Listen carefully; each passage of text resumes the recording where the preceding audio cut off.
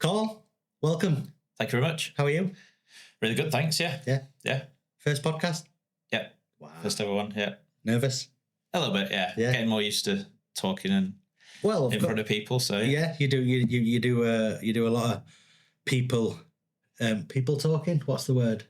Public speaking. Public speaking. Did I say people talking? That doesn't make sense. I'm supposed to know what I'm talking about. I'm definitely not a public speaker though, so it's out of my comfort zone, but it's getting there. Yeah, but that's what it's all about, right? Yeah, got to start somewhere, haven't you? That's what it's all about. I've been to a couple of your networking events, and you can see the improvement from the first event to the third and the fourth event, how more natural it's becoming. Yeah, absolutely. Which is great. Anyway, before we touch base on your networking event, because I really do want to talk about that, let's go back to the beginning. Tell us who Carl is, where Carl's from, and what was life like for Carl before property. Pretty standard. Really good upbringing. Grew up in Sheffield, and went to school. Started my A-levels, wasn't for me, and went into the working world to earn some money. What did you study at A-levels? Oh, do you know what? I can barely remember. It's that long ago. It's nearly 20 years ago now. Yeah. It probably is, actually. I think maths was in there. I was good at maths, but I didn't enjoy it. Well, I do enjoy it now, but that was a long It's time different ago, now because the maths that we're doing now is working out how much money you're going to make. Whereas back then... how much you lose it. How much you're going to lose. That's a very fair point. Yeah. Very fair point.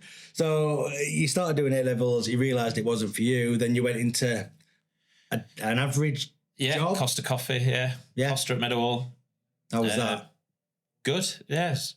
To be fair, working with people, seeing people every day. Good first job.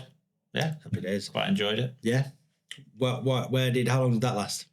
Probably a couple of years. Yeah. So you can make out too much. You can make a good latte? If I weren't too hungover. That's what everyone's first job was like, right? You get a job, you start earning some money, and then it literally does become, I know I was guilty of it, you work all week, get this money to blow at the weekend. Yeah, absolutely. Is that how you were as well? Yeah, absolutely. Yeah. So how long did that last before you realised this can't continue? Probably 10 years, 10 or so years, Moved into my next job-ish, and then so I did a bit of design engineering as a sort of apprentice. Okay. For a few years, but didn't quite like the office sort of environment and wasn't mixing with people. So did a complete 180 and went to the army for 6 years. Wow. So still going out and blowing everything and So how old were you when you decided that you were going to join the army? 21. 21. How did the family take it? Pretty well. Obviously a bit nervous and apprehensive, but they could see I was sort of outdoorsy and hands-on and it suited me. So, we're good. Tell us a little bit about, let's not go into too much detail or too much time, but what was the army like? When I was in Germany, I loved it. Again, it was just going out with the guys, worked hard in the week, partied at the weekend. Yeah. Nobody went home. Everyone was staying there.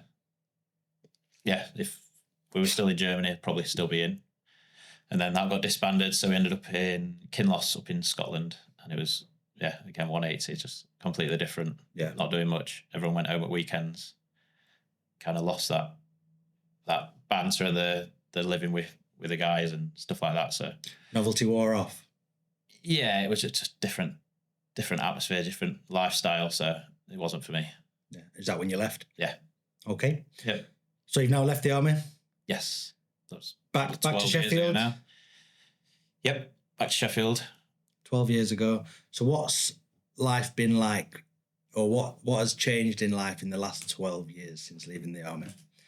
So I went straight into Openreach, doing telecoms, fixing broadband, that type of thing. Again, engineering, hands-on. Yep. Enjoyed that side of things. And then accidentally ended up in the office again. It was more of this is crap, this is how we can fix it. And people picked up on that and thought, oh, why don't you take a lead on fixing it and, sorting it out in the office type thing. And then that developed into different roles, and ended up full time in the office. And traveling to Leeds a few times a week, just not for me. Again, novelty wears off. Yeah, first time traveling up to Leeds, like, oh, and this is all right. This Leeds is all right. I lived in Leeds for a number of years. I love Leeds, but I don't think I'd enjoy having to travel to and from Leeds more than once a week. No, condensed hours as well. So early morning, late evening. Yeah, it's not about the Leeds itself. It's the travel up and the working it around the family and the nursery drop offs and everything else. So well, even if it wasn't for the nursery drop offs, anyone that knows Leeds trying to get into Leeds between 8 and 10 or out between 4 and 6. It's just a no-go, right? So you've got to start early and finish late, or vice versa. So and it adds a lot onto your day. So absolutely, it makes it difficult. Absolutely, and you have to go past Leeds United ground, which is never a good thing. No, definitely not. So, how did you get into property? Because I know you are now full time in property. Yeah. How did that happen? I think it's something I've always had a bit of an entrepreneur sort of side, but never moved on it, never did anything with it. Obviously, we didn't have the internet videos like we do nowadays, so you couldn't really get inspiration unless you knew someone that were doing it. But it's always been something I fancied doing, and 7 years ago we refinanced our house and bought a rental, did all the work ourselves between me and my wife, evenings and weekends, and enjoyed it as much as you can, working that hard, but it was worth it. Rented it out, learnt a lot, and then carried on from there. Standard vanilla buy to let, tenant in, happy days. Did you get an itch?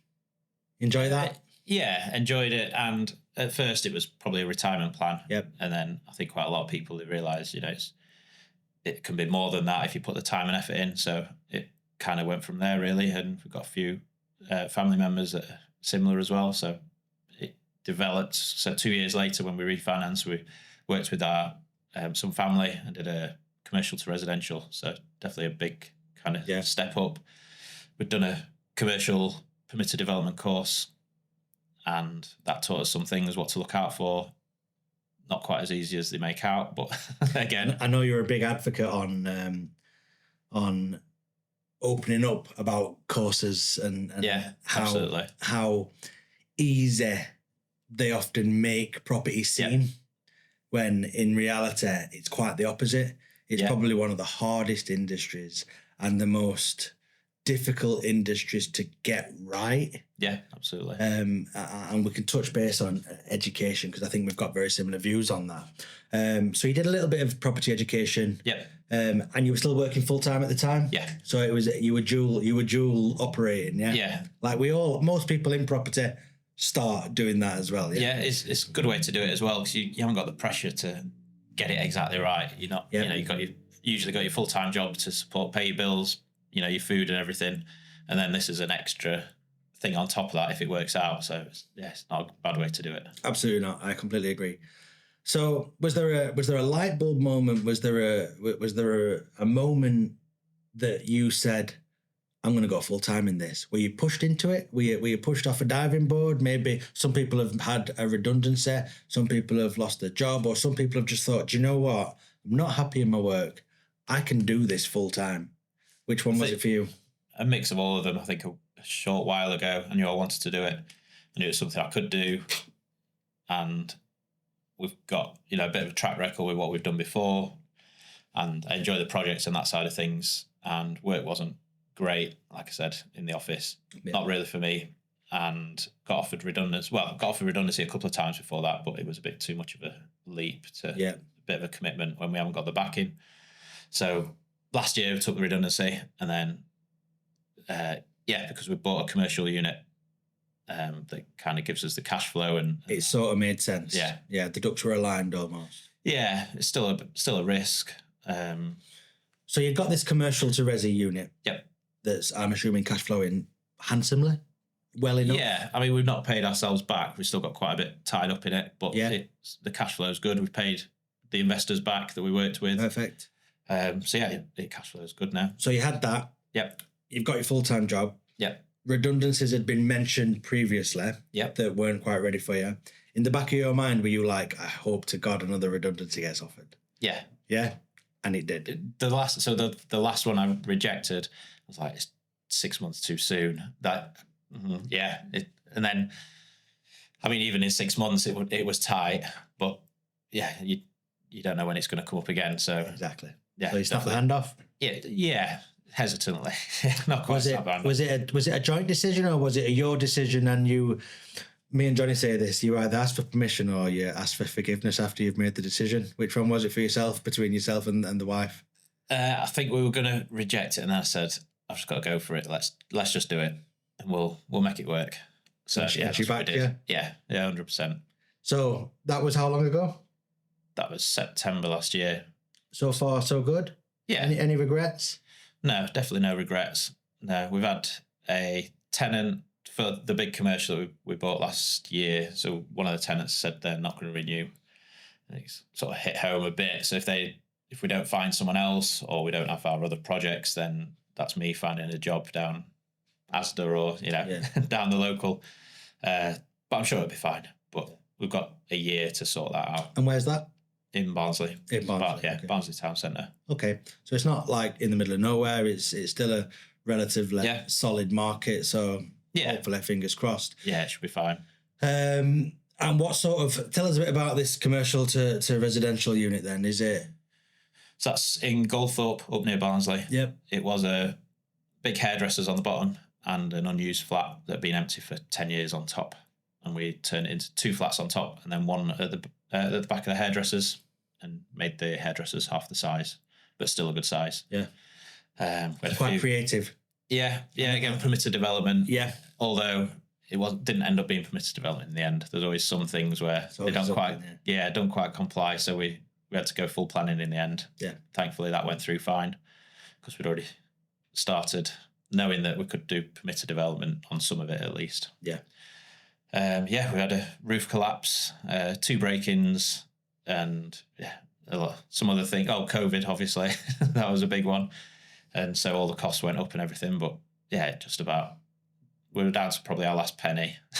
And it worked out. But it's quite refreshing to hear that, because there's so many people on social media and on podcasts talking about how everything's gone absolutely perfect. Property's easy. Yeah. Properties, everyone should be doing it. But not many people talk about how bloody difficult it is. Yeah. They don't talk about the roofs coming in. They don't talk about the pandemics that rise all the costs and bring you down to your last penny. They don't talk about the potential tenant leaving and you having to potentially get a temporary job down in Asda. They don't mention that. No. It's all sunshine and rainbow. So it's really refreshing that you've come on and said, this is the reality of this commercial to resi project that we've got. I've left my job. I'm now full-time in property. But the reality is, if this doesn't go how we planned, and something even as small as a tenant not being replaced as quickly as, straight away, the reality is you're having to find additional income, whether that's a part-time job. And it's I love how real and honest that is. So that's great. I love that. Yeah, so, I think more people should talk about it. And absolutely. Especially and we've touched base on this number of times outside of the podcast.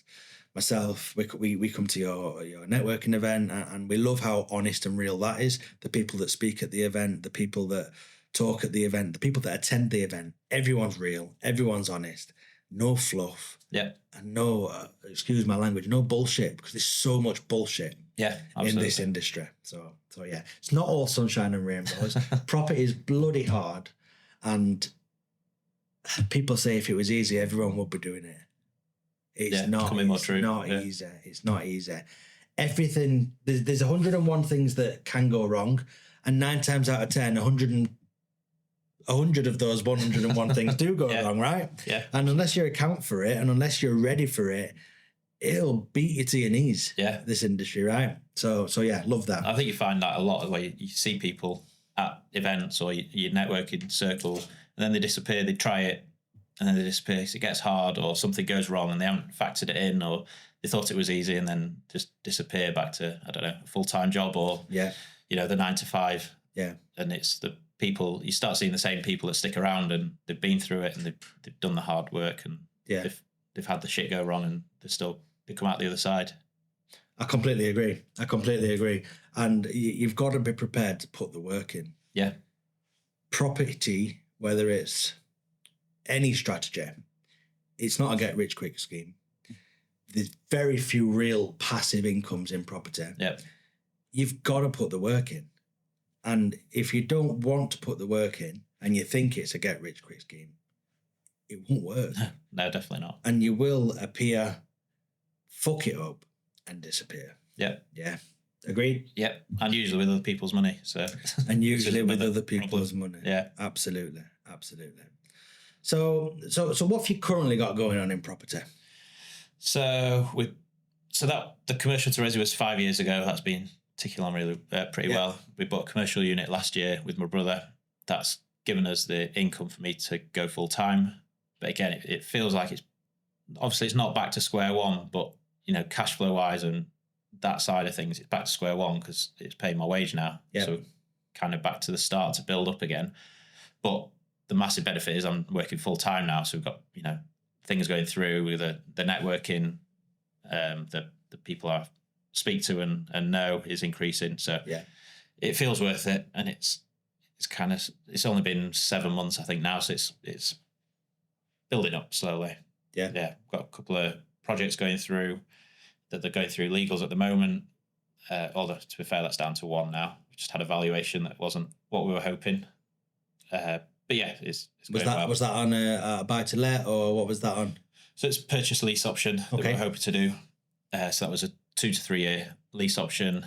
Planning. So we tried to get planning for 2 residential units. They were supposedly too small, even though they were really good size. We had to do 3, just increase costs a lot, trying to fit another staircase in and, all the rest of rejigging and everything like that. So cost wise, it's gone up, valuations less. So the maths didn't math? No, exactly. Yeah. And it's better finding out sooner. Obviously, and again, that's another downside and that people don't see, which it's probably cost us nearly $3,000 to find that out. And it's cost £3,000 to find out that it doesn't work. Yeah, and exactly. Unfortunately, there's only so much due diligence that can be done. Yeah. To get to the stage where you've got to make a calculated assessment of whether this could work. It doesn't always work. Yeah, exactly. And unfortunately, when it doesn't work, when there's legals involved and surveyors involved and valuations involved, there's cost to that, unfortunately. And again, not many people talk about that. No. Yeah. And I think the most difficult bit is the chicken and egg thing. What do you do first? And I could have spent much more time getting the builder in, getting all my figures right. But then the deal would have gone. The vendor would have got bored. It wasn't going through legals. So we started the legal process to go with the vendors. And then we submit the planning, and obviously there's cost to that. And then once the planning's gone in, that's kind of where you're at. If we'd have got the builder around for 2 units, they'd have priced that, and then we weren't allowed 2 units, so we'd have to get the builder back, and then you just piss a builder off. And obviously their time's valuable anyway, so it's really a juggling act on which order you do things. And it's just a big learning curve. I could have done things slightly different, obviously knowing the outcome, but at the time you're trying to do your best. So. Every day is a learning curve. It doesn't matter how experienced you are, how much property you've done, how many years you've done. If anyone says that they're not learning new stuff and making mistakes every single day, they're a liar. Yeah, they're a liar because... Or you're just completely naive and lying to yourself, if that makes sense. And every property and everything's different, so you can't just do the same thing. You can do similar things, and as long as you learn your mistakes from the things you've done previously, you're on a better path, but it's still not going to be exactly the same each time. Absolutely. Okay, and you've got another project going through, but that's in legal, so we'll not talk about that. Yep. We'll not jinx anything. Yeah. No, hopefully it puts off the job down Asda, so we'll see. So that's great. So you are doing some fantastic things in property at the minute. You've quit that full-time job. You've got some nice commercial to resi things on the books. You've got your buy to let, got cash flowing and stuff like that. Is the wife still working? Is she going to join the full-time business, or is that just you? Is this just your thing? Just mine and my brother's thing. Okay. She helps out a lot. but she's got her own ventures, and I'll not go into too much of that. She works full time as well at the moment. Brilliant. And your brother's based in Scotland, is that right? Yeah, he's up in Edinburgh. Yeah.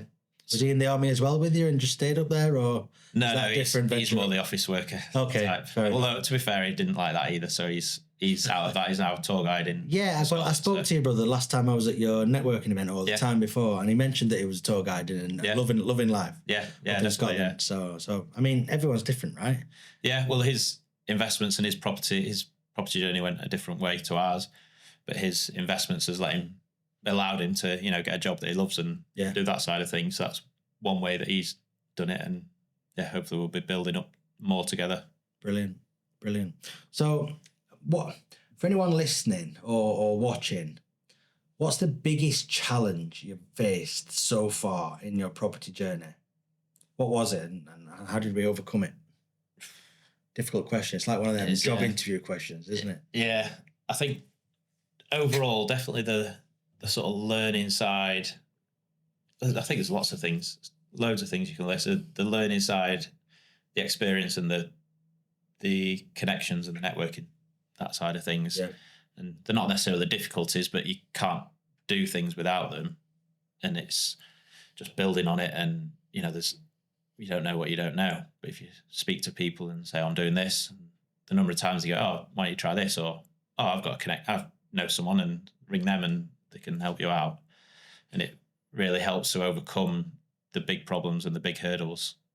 So I think your answer is the importance of networking. And I suppose I've really answered your question. No, it's good. It kind of leads on to the next thing, because I say constantly how important networking is. Yeah. I mean, I'm not a massive fan of it, me personally, but I completely appreciate how valuable it is. Because even though I don't enjoy, it's not that I don't enjoy the events, I don't enjoy it personally because I'm out of my comfort zone. Yeah, I think me and pretty similar. Yeah, believe it or not, I don't like socializing with lots of people. It may come across different, but that's just work for me, if that makes sense. Some people love socializing, and networking events is great, and they don't see it as work, they see it as going out. Whereas I see it purely as work. I don't necessarily enjoy that side of my job, but the value that I get from each and every networking event is invaluable. I've always come away from a networking event with a new contact, new knowledge, and I've learned something new every single time and met somebody. I don't think I've ever gone to a networking event and met somebody and not met somebody, sorry. Do you know what I mean? Yeah, absolutely. That I've never spoke to again. Every time I've been, I've made a contact that has either reached out to me afterwards or I've reached out to them afterwards. We've either worked together, we've either done something together. A bit like us, I think we met at a networking event. I can't remember. I may have done, I may have not have done, but things grow from those connections. Yeah. And it is, I've said it in all my career, well, before I was in property, it's not what you know, it's who you know. Yeah. And if you can surround yourself with all the right people, the right things start to happen. Do you agree with that? Yeah, absolutely. Like at my first few events, spoke openly. I said, I'm an introvert side, and it's not in my comfort zone to network and socialize, and it feels like a drain. I think we're similar on that point, that it feels like work, and it's a drain to do it, and it costs energy to get in the rooms and speak to people and network. And so I started 7 years ago. I went to 1 or 2 events a year. Didn't see the benefit, didn't like it. Again, it was just extra time on my work day that I didn't need. Yeah. But building up to hopefully moving into property full time a couple of years ago, I wanted to, I think it's the value of it, and you meet people. So I thought, right, I'm going to give it another go. Started going to a lot more, and really started making the connections, building the value, and it's probably the best thing I've started doing a couple of years ago. Yeah. And I wish I'd done it sooner, but again, you don't know that, do you? So. And you don't know until you know, right? So obviously you've now got your own networking event. Yes. Yeah. Was that built on your feelings of what you've just said, like the importance of it and the fact that you're quite an introvert? And did you want to build a networking event that was like a support bubble for people that did feel? Because I know at your networking event, I've been a couple of times, you're a big advocate on people coming up and having that 10-minute spotlight to get the confidence to speak in public. Is that something you really wanted to drive your networking event towards, or did that just kind of build with it? It just built with it from the start. So it wasn't something I thought, right, this is what I want to do. Yeah. And then let's just do it. It was more, it's sort of accidental, I guess. I got asked if I wanted to do an event, by the franchise for a big corporate networking event that most people attend and know about. I nearly went down that route. I paid the large amount that they want, and then I just had a kind of realization. And part of it was, again, speaking to Johnny and things, was why am I doing it for a big corporate company? I've just left a big company I didn't enjoy working for. Why am I sort of stepping into the same role again when I could spend that money doing my own, how I want? It might not work, it might be 5 or 6 people, but at least it's mine that I've tried and given it a go rather than being tied to something else. No, I get that. So, and the networking side, I wasn't a big fan because, again, it's like I was mentioning, but I know a couple of network hosts really well. I spoke to them and they've been doing it a long time. So there must be something they enjoy doing, some value in there, some about, working with people and things like that. So I thought, I'm kind of new to the full-time role. Why not do it and see where it goes? And then in the months leading up to it, was, again, what are local networking events missing? You get talked at quite a lot. You get a lot of presentations and things like that. It's not growing a community and building people up that are attending. So I wanted to, like I said, we've got 2 10-minute spotlight talks where people can come up, just book in, and they get 10 minutes in front of talking to the audience. And I found there's not many gaps between the 20-second pitch and a main speaker for 45 minutes. Yeah. Whereas the bit people can practice and just tell people what they do, really. So, that was one of the important bits I wanted to add in. Good. So tell us what your property networking is, when is it, and how can people come? 4th Thursday of the month in Chesterfield. We've got, like I said, the 2 spotlight talks. We do course reviews, which I'm a big advocate for, and it's not slagging courses off. I think we've got 1 baddish review, and the rest, to be fair, are really good. A few in the middle, to be fair. I remember the bad course review now. That was great. Well, considering there was someone in the room that was associated with the course, I think it just shows my honesty and that I won't hold back. So that's it. And it's not, as you say, you're not slagging the courses off.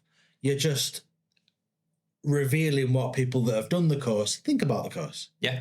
It's a factual opinion that somebody's given to you and you've shared. Yeah. You're not standing on stage saying, this is shit, don't do it. Yeah, exactly. Yeah. No, it's more about, this is the content that's involved. This is who it's for. This is how I found it, or how the person that's done it found it. And it's more about, just think about the course before you sign up. There's a lot of pressure out there to sign up to this course and do this, and it's going to teach you all this and you don't need anything else. When, like we've mentioned, that's not the case. There's a lot of hard work. Yeah. When people ask, the networking is probably the most important bit, where you can speak to someone like you do your rent to rent. If someone wants to come and do that, it's a popular strategy to get into. Yeah. So I think that's what I want to do. Speak to someone like yourself or Johnny first and go, what's rent to rent? How is it? How much time is involved? And you can figure out if it's for you, and then buy a course on rent to rent if you think it's for you. Yeah. But rule out your strategies that you don't want to do. Absolutely. I say that a lot. And you've already touched on, the courses are very, very expensive. And unless you're getting 100% value from each topic, it can feel like a lot of wasted time and money. Yeah. Because the reality is, a property course will discuss and teach you about a lot of strategies, a lot of techniques and methods, whereas, as you've just touched base on, you may be only interested in one of those strategies. So you may go on a 3-day course and for 2.5 days learn about a strategy that's not relevant to yourself. Yes, it's good knowledge, but it's not what you're going to be focusing on. And then maybe half a day on the actual topic that you're focusing on. It all of a sudden becomes a lot of money for a very basic understanding and education on a lot of energy topic as well. Yeah, it's your time and energy that's going into something that you're potentially not gonna do. Yeah, so find that out first. And there's a lot of people. I'm not naming names, and I'm not saying everybody in the property education sector is like this, but there's a lot of people educating people in property that have got no right to be educating people in property, because maybe they've only been doing it for a short period of time. They've not gone through the pitfalls and the issues and all the things that come with a strategy. I think it's very, very dangerous for somebody that isn't a master of a topic to be teaching other people to do something as potentially costly and life-changing if you get it wrong as property. Yeah, absolutely. I think it's a very dangerous minefield out there at the minute. Especially with all the personal guarantees that all the lenders want and everything else. You're tying yourself in for a long time, and like you say, it could ruin your life if you get it wrong. Yeah. I'm not saying every educator's out there. There are some really, really good ones out there. But there are notoriously some really, really shit ones out there. Yeah, I think it's about doing your research first and speaking to people who've been on the course. Absolutely. Saying, oh, you've been on that course. How was it? Yeah, it was great. Right. I'll bear it in mind, or rule it out as, no, it's not for me. Like, speak to oh, I want to do rent to rent. Speak to yourself. Yeah. If it's for you, then find, I don't know if you've been on a rent to rent course, but people that have, find a course that suits you. And yeah. And it's not always the big ones as well that are the better ones, because you've got to remember, if you've got to imagine a big property educator are educating 100 people in a room, how much attention are you actually getting? How much one-to-one education are you actually getting? Whereas I know there's smaller circle education places where there's 10, 15 people in a room and you're getting the one-to-one, you're getting the stuff like that. So again, it depends on your learning style. Some people learn in a big volume of information coming at you. I don't. I learn from doing stuff and being practical, and unless people could tell me how to do something 100 times, won't be able to do it. If someone showed me how to do something and I did it once, I know how to do it for the rest of my life. Yeah, that's how I work, if that makes sense. But everybody's different, and just be very careful with your property education. Do your research, do your due diligence, and make sure it works for you. Agreed? Yeah, absolutely. Yeah, there's a lot of good ones out there as well. Like you said, I think there's a difficult area of the business side of things. So now, when I was doing it years ago, it was just a side job, and the business side wasn't as important. And now it's full time. There's so much business stuff to know and learn. And your courses necessarily shouldn't teach you that, but if you're new to property, they should definitely mention how a business works, and not just this is a property side of things and just do it. Because the business side's massive, 100%. And that's what I'm learning a lot now. That's probably the main difficulty. Like your question about 5 questions ago, learning how to make it a business, not just a side hustle. Yeah, absolutely. Yeah. Okay, good. So what do you see your life going in the future? What's the future of Carl Hessel? Are you going to continue building the portfolio, or are you going to continue the networking event side of thing? Is that something you want to scale, or do you just want to keep that as one? Or the portfolio side, definitely building it up. We're, like I said earlier, I'm taking the cash flow at the moment for a wage, so need to build that up as a bit of a buffer. And brother's still invested some, an amount in that he needs his side back and everything else. So it's very much new at the moment. So building that side up and building the network up, the local one in Chesterfield, building that up. The Real Property Network. Yeah. We've not even mentioned the name of it. No. Yeah. In fact, in a minute you can tell everybody what it's called, where it is, and how they can find you, because it's important. And we're nearly on 40 minutes, which is good. Yeah. Time flies, right? By, yeah. So yeah, you're going to continue. And any potential I can't get my words out. I think networking side is different. It's undecided at the moment. I don't want to be, build something massive and be all over the place, but maybe it's a bit of it's not a niche, but it's something that people want, where it's a bit more honest and, the real side of it. Well, it's going really well. I mean, you've got I've been to, I think, most events. I think I've missed one or two. But every event I've been to, it's been really, really good. The people in the room have been really, really good. The feedback that I've heard from people that have been, whether it's their first event or they've been to a multitude of events and then they've gone to yours, they've always said how refreshing it is. Not just the people in the room, but the way it's delivered and stuff like that. The way that there's a lot of networking at the beginning, there's a lot of networking in the middle, there's a lot of networking at the end, whereas some networking events, there's no networking. Yeah. You're just in a room being spoke to, whereas yours is quite the opposite. You get there early enough, you've got an hour, 2 hours networking if you want it. There's a break in the middle, and that break happens. Some events, the speaker runs over and the break just doesn't happen. Yeah. Well, I'm here to network. Yeah, absolutely. Do you know what I mean? That break should always happen, and it does, which is great. And the fact that every week's different. Do you know what I mean? You have your different spotlights, different talkers. You've mixed it up a little bit. I know when I spoke a couple of weeks ago, you threw me under the bus a little bit and mixed it up and said, right, we're going to do another Q&A, which went down really well. But it did go really, really well. It caught me off guard a little bit, but it went really, really well. Yeah. I don't think I've seen a Q&A at a networking event before, apart from the speakers and stuff like that. So and again, you did that off the spin. It wasn't pre-planned. So yeah, it's a really refreshing networking event.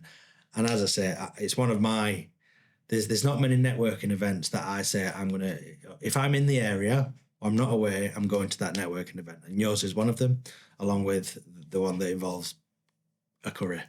I'm not going to name other networking events, but I appreciate that. Guess which one it is. I do get a bit of imposter syndrome, and I had to double take the other week, and so I said, I've heard good things about your event, and I was kind of, my one, the Real Property Network one, I had to confirm that they were on about that because it's new and everything. People hadn't heard of it, and it'd been me putting everything out there to try and get people to hear about it and get people to try it, and for it to kind of go back round and someone say, I know, I've heard what it is and who you are. I was a bit taken aback. So and you will hear more of that, because it's not just in the Real Property Network WhatsApp group where I'm seeing good feedback. It's outside of it, where you're not even in the room, you're not even in the chat, and people are talking about how good your networking event is. So that's the first time I've heard that as well. Well, thank you very much. I don't like blowing your trumpet too much, but those conversations are happening when you're not in the room. So it's not just we're in Carl's WhatsApp chat. Let's blow his trumpet a little bit. Those conversations are happening when you're not in the room.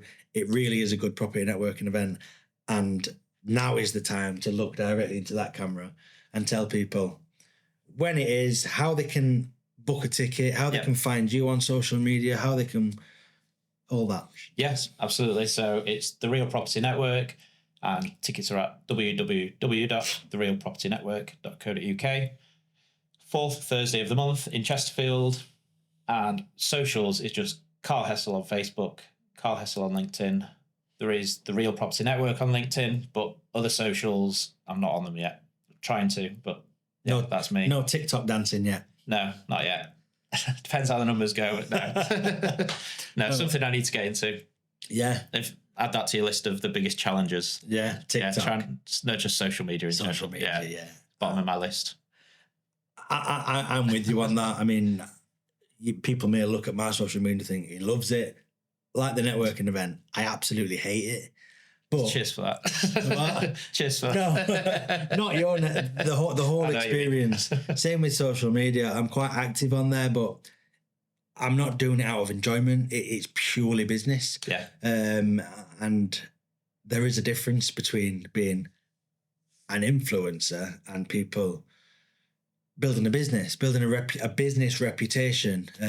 So yeah, it is crucial, but it's not easy, is it? No, it's not easy. Definitely difficult. That's it from us at the Proper Property Podcast. We've been joined by Carl Hessel today. Do check out this networking event. I'm not just saying that because I'm sat across the table from Carl. It really is great. One of the best on my circuit that I like to go to each month, and it's really worth checking it out. Thank you so much for your time. Thank you very much. Good to have you. Yeah, good to be here. Cheers. Thank you. Bye. Cheers. Ciao.